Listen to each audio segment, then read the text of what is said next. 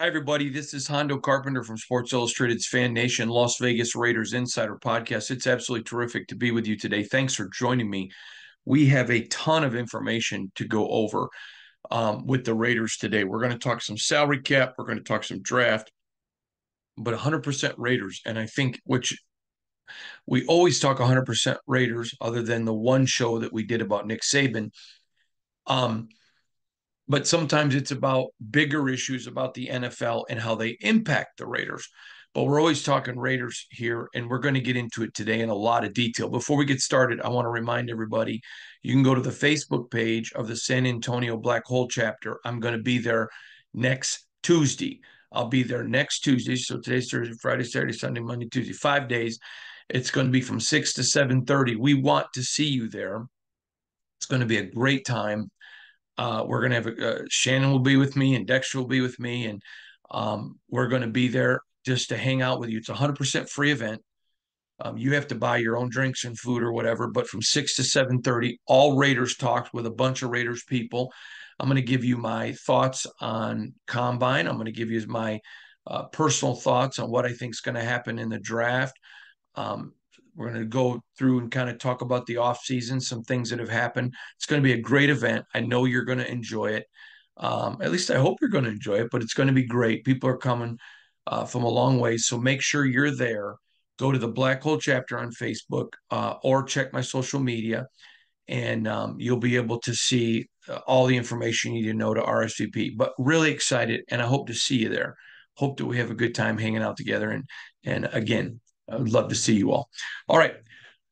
So I need to explain a couple of things because then you're going to understand how everything fills out. And let's start with, first of all, a salary cap. Most people just think it's, I don't know how you do your personal finances. Okay. I'm a budgeter. I know, X amount of money is going to go to my mortgage and X amount is going to go to insurance and X is going to go to everything that I do. I'm a budgeter. Then I know when I come in and money reaches my budget or whatever, then I have, I budget my savings. I budget literally everything that I do. To run a salary cap, you have to be able to understand budgeting. Now, this is the formula that every team I know, and I'm connected to pretty much all of them in some way or fashion, but every team who I have information about their salary cap, this is how they do it. Now, I'm going to make some numbers up. Don't run off and say this is what Hondo said the number is, because with each team, the number is different. But let's say that a team says, okay, we're going to allocate 19% of our salary cap to the quarterback position. Okay. Again, making that figure up. I'm just giving you numbers. And we're going to allocate X% to safety and X% to defensive back, whatever. This is where players that have versatility become incredibly valuable. Now, you may be going along and say, man, I have 19% as my quarterback. I've got a really good backup, which in today's NFL, if you don't have a good backup, you're in trouble. Got to have a great backup. Or certainly somebody you think can be a great backup and you're trying to develop. So you look and you say, okay, I've got to re-sign my quarterback. Do I, to stay at 19%, here's what the market bears that he makes. I've got to cut a good backup. Or my third guy, which is, usually I would say UDFA or somebody you're bringing along. Do I cut them? So a lot of teams to re-sign their backup go and let a good backup go. Or they make the decision, all right, normally we want 19%. Again, I'm making that figure up at 19% at quarterback. So I'm willing to go a little bit more. So I'll give it in a great personal example. You may be buying a car and your budget, you want to budget 10% of your income for the car. But you go and you fall in love with a car and you really, really like this car and you decide, okay, you know what? I'm willing to cut from other parts of my budget to buy this car. That's your choice. It's your money. And that's the same way with teams. They may make a decision, boy, we got to resign this guy, but we really need a quality backup. And we're not willing to let that guy go. So we're willing to go over the 19% threshold to bring another guy in. Now, a lot of times football fans, and not because they're bad or not because they're stupid. That's ridiculous. I can't stand it. Media treat fans like they're stupid because they're not. Whatever you do for a living, maybe you're a fireman or maybe you're a real estate broker or doctor or lawyer, whatever you do, doesn't mean that I'm stupid that you know more about your field. It would be stupid if I acted like you didn't, but it's because that's what you specialize in. Same exact point. These guys specialize in salary cap. So they understand, okay, if I'm gonna do too much here, I have to come over here and take from somewhere else. Now, last season, the Raiders made the decision they were going to pay over $100 million to a current offensive roster. And Chandler Jones never played, which means they had a defense in the $40 million range, which is just unfathomable to me. But they did. Okay. And look at what the Raiders did. They did a tremendous job. They rolled the dice, and especially under AP, it paid off. That's not a, that's not a winning philosophy long term. Now, let's go back to the Patriots for a minute. Patriots always had a young guy they were developing. They always had a veteran, which was usually Brian Hoyer, and they had Tom Brady, who always took less than the market. And that's why the Patriots would win sometimes with Tom Brady with an offense that was they could have used some more weapons. People, I know many people who were part of the New England organization that were frustrated that they struggled at certain offensive positions on a regular basis. But Bill was a defensive guy. Tom was willing to take less money. Bill would invest it in the defense. That works if you have a quarterback who is symbiotic with that. But that all really depends on your systemology and how you choose to run your organization. So the reason I'm laying out how the salary cap works is I want to give you an example. Brandon Ayuk, I believe it was his brother, made some social media comments, and he, let's say, certainly didn't try to throw water on the fire. This would have been earlier this week. That night, general manager of the San Francisco 49ers, John Lynch, is like, man, he's a priority. We're going to keep him, whatever. And I think Lynch is a terrific general manager, by the way. So this is not any way of a slam on Lynch. I think he's fantastic. But what you have to understand is in the cryptic messaging by the Ayuk family, Vegas was mentioned, and all of a sudden people started blowing up about Brandon Ayuk coming to the Raiders. Okay, do I think the Raiders have a place for another receiver? Absolutely, I do. Do I think he's a very, very good receiver? Yes, I do. Now, he's going into his fifth-year option.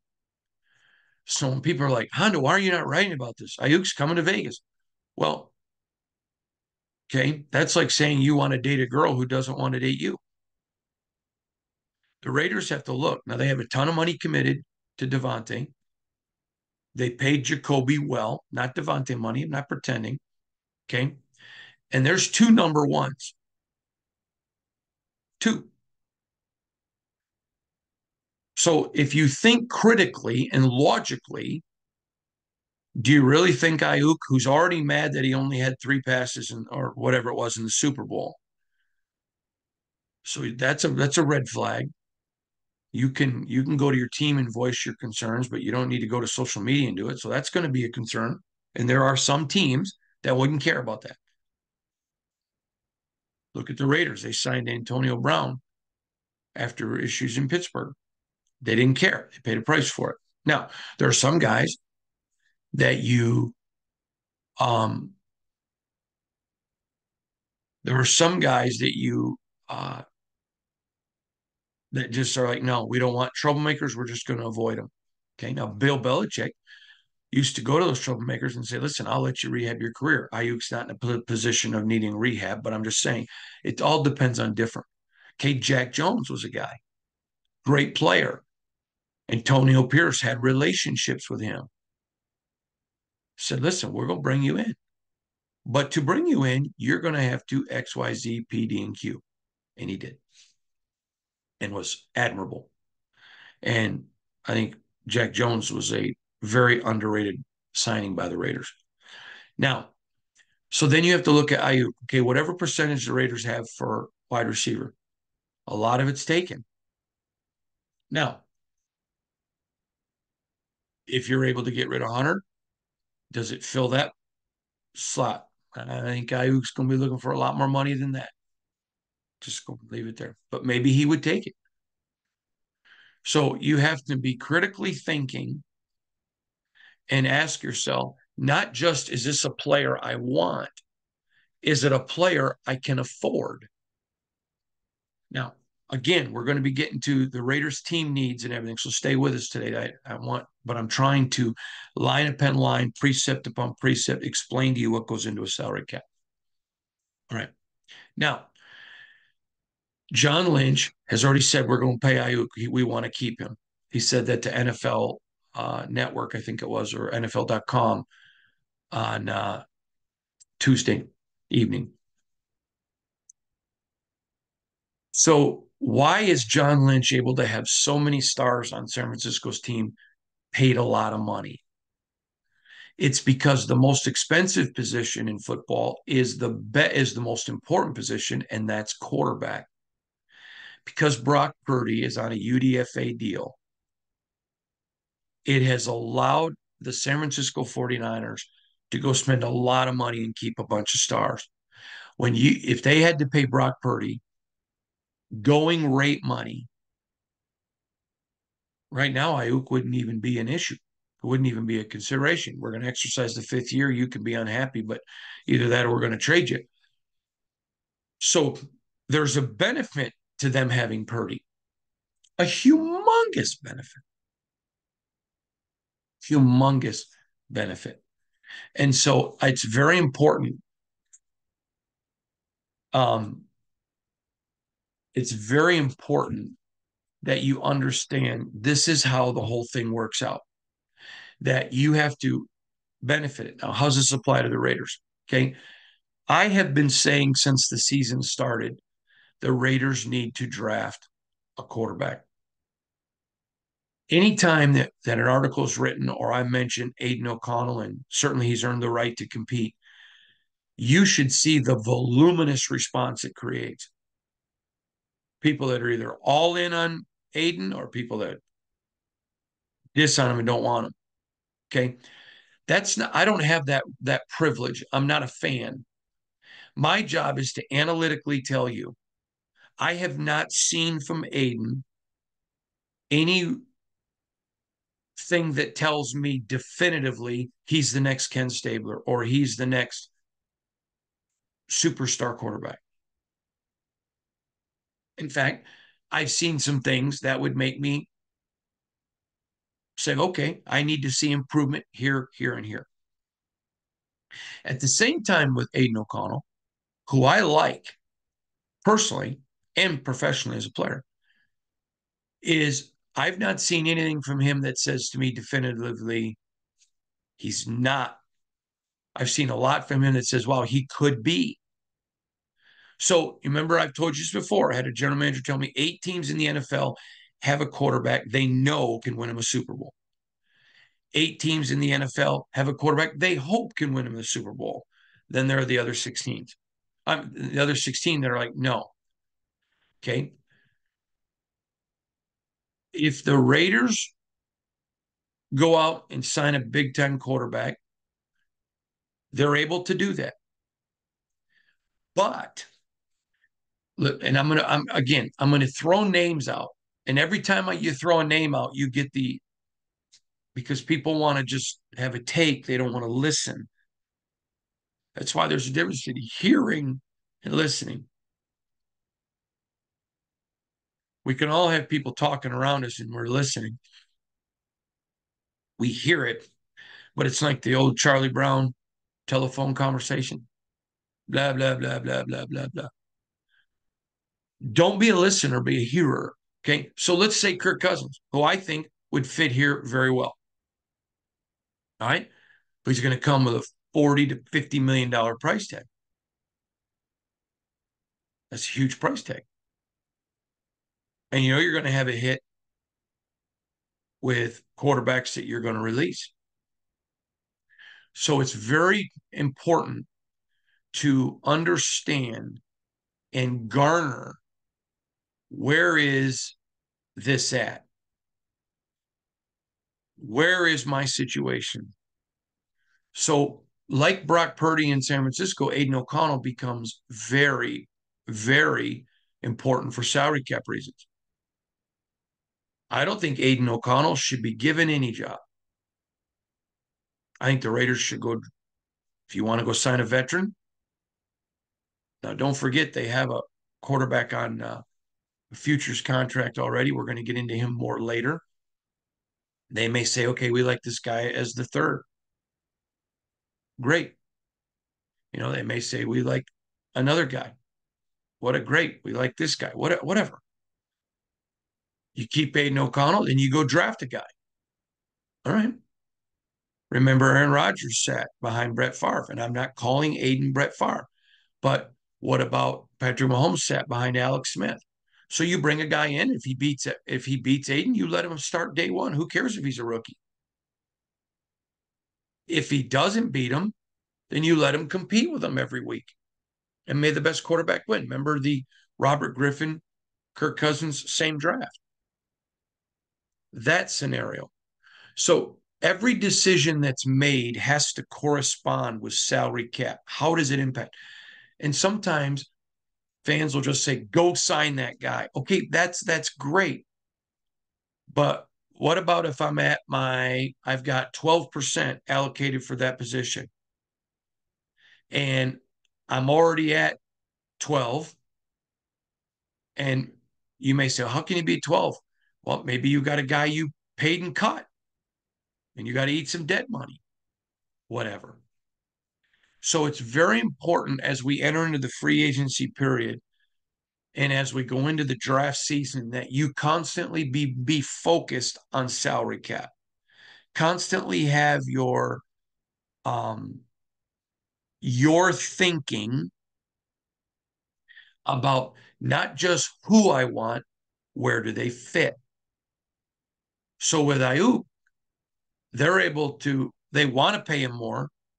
They want him to stay because of what they have with Brock Purdy and where their salary cap is on wide receiver. They think it works. Now, you come back to the Raiders. Okay, well, we've already got two number ones. And let me tell you, you may not think it matters, but in a lot of players, you got to think about ego. Maybe Ayuk would fit, maybe he wouldn't. I don't know. But you're already at a high threshold at a position that you need to carry 4 or 5 guys. So can you afford to have 3 big stars? Now, the Raiders did this year with Jacoby, but Hunter, and whether or not you could say, well, Hunter didn't play like an all-star or a great player last year or the year before. No argument. But his contract was it was a very good contract for him. And that's how you have to look at that. So it's all a puzzle piece. I'm gonna end it with this. I had to not end the podcast. I'm gonna go on and talk about Raider needs and some free agents. I had a general manager explain it to me one time like this. He threw some sand in he said, if you throw some sand in a jar, then throw some big rocks and some medium rocks, there's not a whole lot of room for small rocks. But when you put the big rocks in first and then put the medium rocks, then the small rocks, and then dump the sand in and shake it down, let it fall down, it fits. Any of you that ever been on a vacation or you go somewhere, I pack and I like, oh man, I don't have enough stuff. My wife is able to just pack my suitcase and you're like, wow, I don't know how she makes it fit. Same principle. So it's all about not just a player you want, it's a fit. Now, so let's go and let's talk about Raider needs.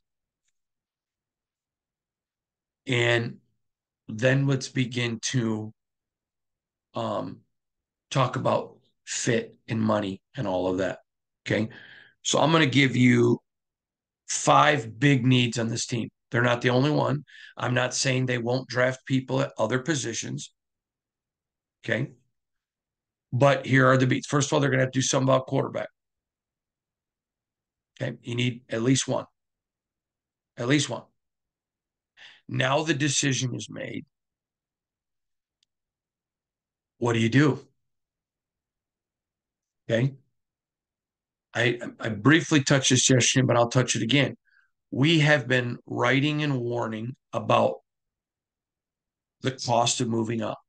Here's why. It is a no-brainer if you feel like a quarterback is a generational franchise quarterback.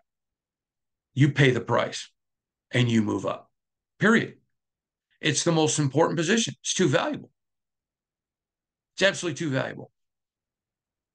I'll quickly give you an analogy. Now, we know football is not as important as life and death. I'm not trying to pretend that it is, but on a football team, that's the most important position. So, you know what? You would say you have a nice car and a boat and maybe a membership to a country club, and something happens and your child needs surgery to save their life, but it's a surgery, it's not in America that's not approved. So your insurance isn't going to cover it if you go to Europe or go somewhere else to have a surgery done. All of a sudden, you sell your boat, you sell your car, you get rid of your country club membership. Why? Because your child's more important. And again, I am not equating football to that. But on a football team, when you're building a football team, quarterback is that important. If you're not 100% sold, you've got the guy, then you constantly keep looking for the guy. You can hope somebody develops and becomes the guy until you got him or not. That said, then you have to decide, am I willing to move up? Am I willing to? That's a very big deal. Now, Mark Davis, to his credit, has allowed Telesco and AP to do whatever they feel like they have to do to get this franchise where it's stable and winning and in the playoffs every year. And he deserves big kudos for that. Big kudos. You can't approach the draft in fear. So your decision can't be, I never move up because I'm afraid if it doesn't work out, I'll lose my job. If you lead not to lose your job, you almost one guarantee you're always going to lose your job. It's like when people play the prevent. What does it prevent? Usually winning. So again, you've got to determine, and this is only going to be Telesco and Pierce. No one else is going to be able to make this decision, including, Mark Davis could say, I want that guy. I know that above John Lynch and Kyle Shanahan in San Francisco, I was told by somebody directly involved that people above them said, we want Trey Lance. That's why it didn't crush them as much when Trey got traded and proved not to be who the people above them thought he was. And man, they were blessed because they had Brock Purdy. So they have to make the decision, is one of these guys our guy? Now, we know the top 3. And when I say top 3, excuse me, I do not believe these are the top 3 quarterbacks in the draft. I personally don't believe this. Okay. But a lot of people do. Caleb Williams, Drake May, Jaden Daniels. Okay. So now the Raiders have to make a decision. If they figure out one of those guys is generational, and let's use Jaden Daniels. I'm going to make it very clear. I think if the Raiders move up and get a quarterback, Jaden Daniels is the biggest target. I want to make that super clear. Now, if they move up into that top tier spot. So let's say that they determine Jaden Daniels is a generational player. Okay, you go up and get him. Now, here's the problem. I mentioned this yesterday. I'm hearing number 2 is not going to be available. I'm hearing number 1 has not made a final decision, but it's pretty close that it may not be available. So to get it, you're going to have to not just pay what Carolina paid to get Bryce Young, you're going to have to pay more than that. Or 3 with New England. Now they're going through a huge transition because there's been a massive vacuum of leadership with Belichick gone. I believe they want to go quarterback based on people I'm talking to, but I also know it's the Patriots and they like to trade back. So here's where I'm going with this one. If you decide Jaden Daniels is your guy, we want Jaden Daniels. There's a very good chance that Washington will take him. In fact, if Caleb goes 1, great chance that he goes. In fact, I would say this to you. I would be stunned if they took Drake May over Jaden Daniels. So if you're going to move before the draft night, then you have to move to 1. Period. Because if you go to 3 and Jaden Daniels is the only one that you think worthy, can you imagine paying that price moving to 3 and he's not there? Now, if you think there are 2 guys that you think, wow, they're all generational, okay? And you know 2 isn't going to be available. And again, I was told 2 is not available unless somebody does something stupid. So maybe you're willing to do that. But if you're not and you know 2 is not available, then if there's only 2 guys, you can't move to 3. It's too big of a risk. Then you have to wait till draft night. Well, here's the problem with draft night. The number 1 pick last year was available early on. I knew that at the combine. The Raiders had already called. Dave Ziegler had already called on the number 1 pick. What's the cost? They knew the cost. The cost was way too high. So they weren't willing to move there. Now, as it got closer to the draft and things shifted, 1 was not available. Okay. And then 2, they knew the cost of 2, but as they got closer to the draft, some things were happening behind the scenes.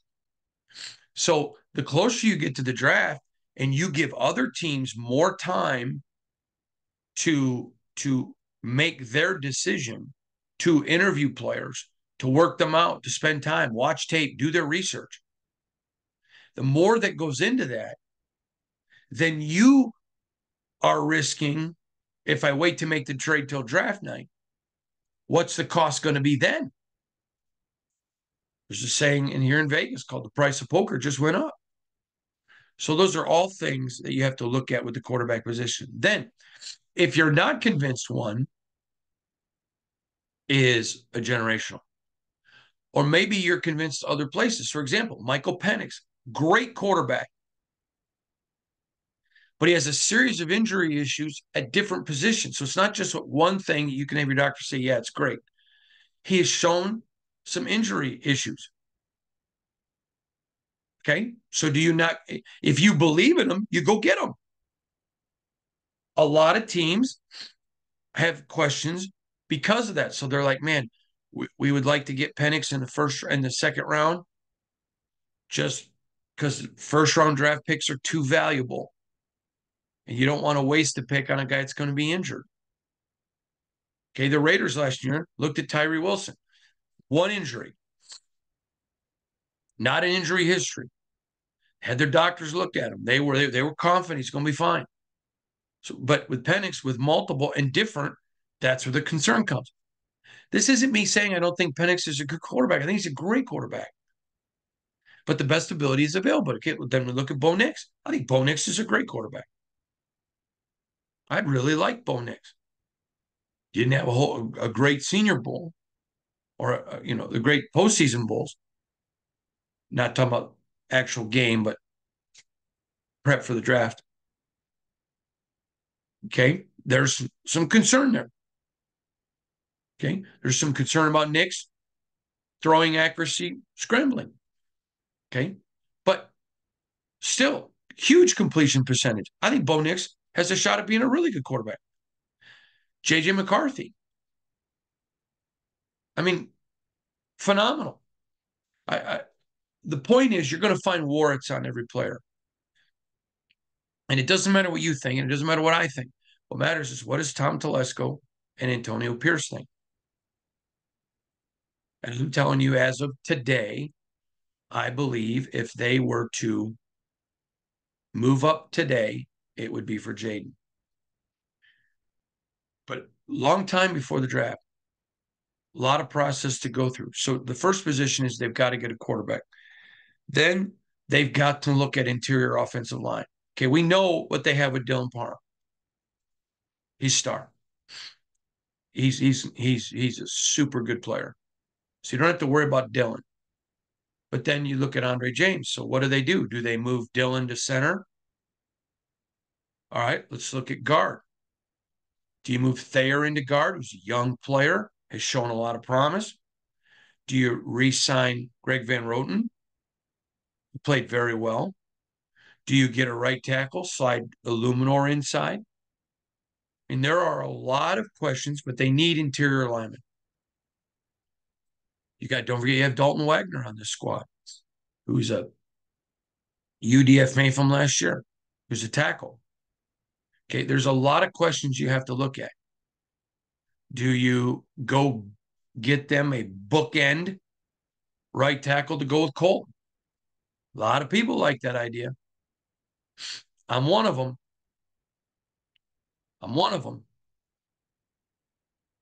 But what do you do? Where are you looking? That's a big position of need in the draft. Next is, they're looking on the defensive line. They've got some really good tackles on. We know about Jerry Tillery. Adam Butler is there. Hankins is there. And I know I'm leaving names out too. And this is why I hate to name names. But they've got some good tackles there.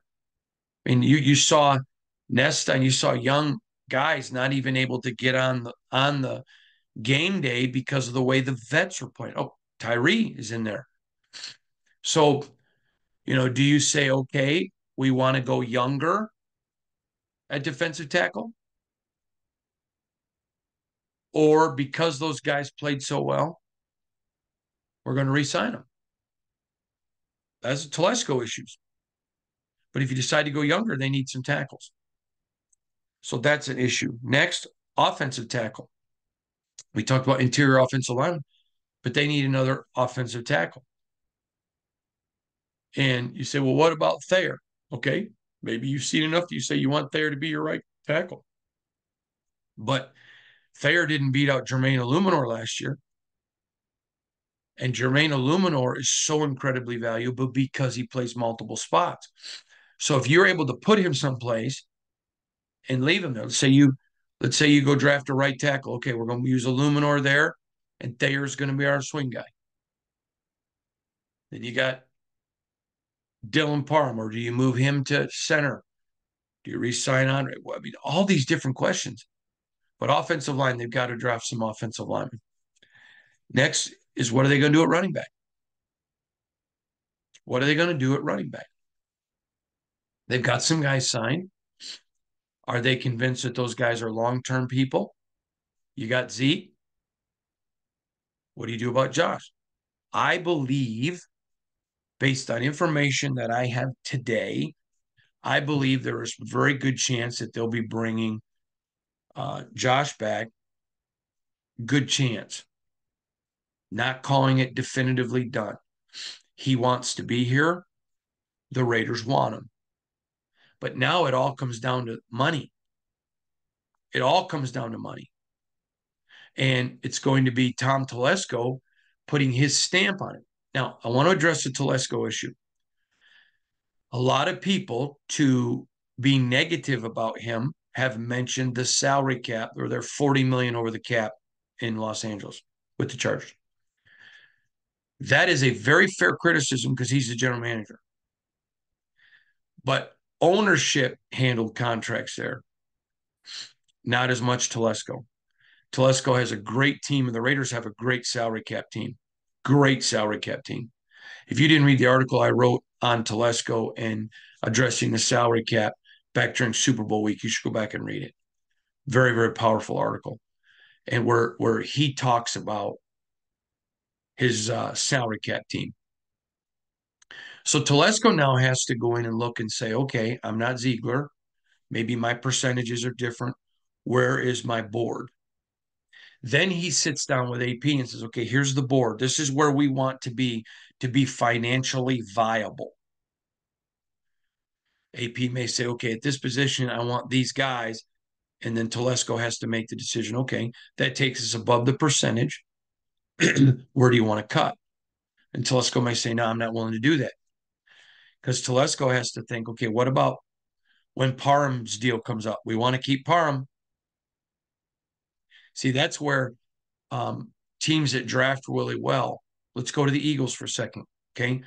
They've done a terrific job of drafting, so they're able to let some veterans go because they developed young guys behind them. This is why sometimes teams will draft players at a position that's not a need because they know coming up, this guy's played so well, he's going to get paid big money and he's not going to fit within our percentages. So those are some of the key needs. We know there are other needs. We know that those aren't the only ones, but those are the ones pressing right now. I think if the Raiders could get a number one corner, that would be huge. We know Jack Jones and we know Nate Hobbs. Okay. You need a lot of corners. You've seen a lot from Amik. He's a guy. So if you can make the money work, do you keep Amik? I think you certainly should try. And don't forget Jacorian Bennett. This is a young man with humongous upside. Humongous. So there's a lot there. When you start looking at Meek and you start looking at Jacorian, Faison's still here. You may say, well, I don't like Faison, but you know what? Maybe because of the percentages and where money goes, you're going to have to pay Hobbs if you want to keep Hobbs. What if you're going to have to pay Jack Jones if he stays on his current trajectory? So my first mock draft had them taking Terry and Arnold out of Alabama, and then bam, there are your three starting corners. Terrian, the outside, probably a boundary, could play field, either one. You got Nate in the slot and Jack Jones. And isn't Jack Jones? I mean, he's good at slot, at field and at boundary, but in the boundary, man, he can just do magic. Anyways, the point I'm trying to relate to you is it's all a juxtaposing. And so as we're heading into this draft season, as we're heading into free agency, you need to understand they're prioritizing who do we want to re-sign and what do we have to go sign, who are free agents, where's the percentages. It is a massive chess match. It's not just go sign that guy. Go sign that guy. That's not what it is. Now, the Raiders have made it clear they're not trading Davante Adams. And I don't think they should, unless somebody's willing to be stupid. And then every player not named Max Crosby is available if you're willing to pay something stupid. But it's just like selling the team. Mark Davis shouldn't sell the team. It's his team. He's done a great job. He's built the wealth. But if somebody comes offers him stupid money, okay, maybe. But he has a very large net worth, and he may say, I'm not interested in selling it no matter what. Whatever. The point is Raiders have made that clear. So they're not in rebuilding mode. I have not yet talked about that on the podcast, but this is really important. The fact that they've made it clear Devontae's not available is them saying we are not in rebuild mode. Let's go. Let's go. And I think that is a small nugget that should bring a great joy to a lot of Raiders who agree with my assessment that it's not a rebuild. Now, somebody comes along and offers something stupid, which I think the Jets could. I do. I think they could. If they come and offer something stupid and it happens, it doesn't mean they're not in a rebuild mode. I mean, it doesn't mean that they are in a rebuild mode. It just means somebody offered us something stupid. So there's where all of the situation falls out. An explanation of the salary cap, looking at team needs, and then you go through, is there somebody on the roster who can fill this need? Is there somebody on another roster that can fill a need either through free agency or the draft? Is this a position I want to fill in the draft? See, it's not just knowing who's in the draft. Do you remember years ago, Ron Wolf was the general manager of the Green Bay Packers. And Ron Wolf needed a quarterback desperately. Well, he had knowledge of Brett Favre. So he goes and gets Brett Favre, and Brett Favre fails the physical. And Ron Wolf says, pass him. I don't care. Pass him. And Brett Favre goes on to have a Hall of Fame career. You don't know that maybe there's a guy Telesco's aware of. This is why you constantly have your pro scouting people who only their job is to only scout every other team. So you know everybody in the league. You know the guys who aren't in the league. So Telesco may say, hey, you know what, guys? I know we have the green light from you, Mr. Davis, to go up. Here's a guy I'm well aware of. I'm willing to put my future on. That's our guy. Okay. However it happens. So all of this is going on right now. And I can tell you as of today, which is February the 15th, no decision has been made yet on what the Raiders are doing at their number 13 position with a specific player. I think they have a lot of ideas. I think they are investigating every one of them. But I can tell you, no decision's been made yet. So what they're doing is they're in that information gathering stage. Telesco's gone over his salary cap. He's in the process of evaluating who's on his roster right now. He already knows who's on other people's rosters. And they're going through draft, preparing for who do they want to interview at the combine? Who are they going to want to bring in? That's not even set yet because there's going to be some guys at the combine who maybe they don't interview, but some combine numbers or watching film really intrigues them. So they want to bring them in for a visit. So a lot going on there. And that's where the Raiders are today. It's an evaluation. And I want to make this clear once again. I am a person who believes they need to draft a quarterback every year till you know you have one. And then if you're not sure of your backup, you keep drafting one every year till you find one. In the backup position, you constantly want fresh talent at the quarterback spot. So there you go, everybody. That's just a briefing of where they are coming into draft season, coming into free agency.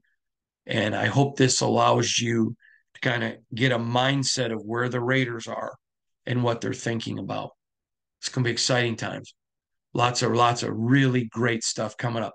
Don't forget, if you join me in San Antonio next Tuesday night, go to the Black Hole chapter to get all the information that you need. Thank you for joining us. The San Antonio Black Hole Facebook page to get all the information you need. Follow me on IG, Hondo SR. Follow me on X, formerly known as Twitter, at Hondo Carpenter. Thank you, everybody, for joining us. Hope that you have a wonderful day. Be blessed. God bless you. And, of course, see you tomorrow.